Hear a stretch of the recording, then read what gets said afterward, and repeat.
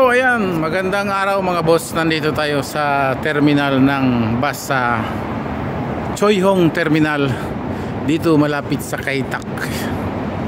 So ayan yung istasyon ng bus dito. Ayan, lahat sila KMB, karamihan kulay brown at saka pula na magagandang tingnan. So ayan nga, ito yung modelo ng KMB. Tapos bulbo siya, so maganda at double digger.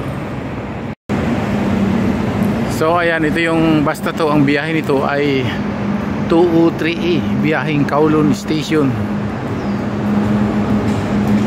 So babaybayin natin itong bus stop na to, at dito ang labasan ng mga palabas na at pabiyahe na.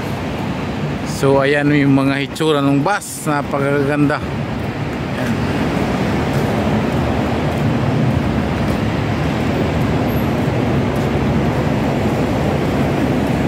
So ito yung pinaka branch terminal ng mga nagbibiyahe sa araw-araw. Dito nagmamaniobra, dito pumipila, kagaya nung isa na yun, paalis na.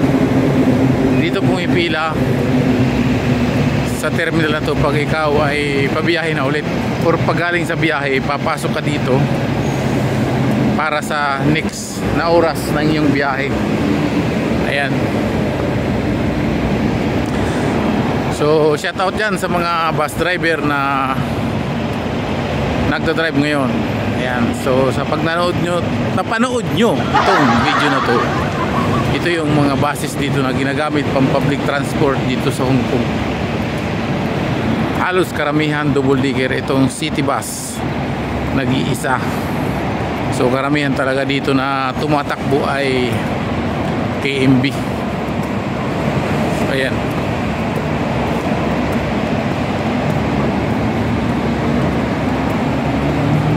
So pag mga Lunes at saka Biyernes, parang kung sa atin din mahinang pasada or walang tao sa ganitong oras, alas 2:30.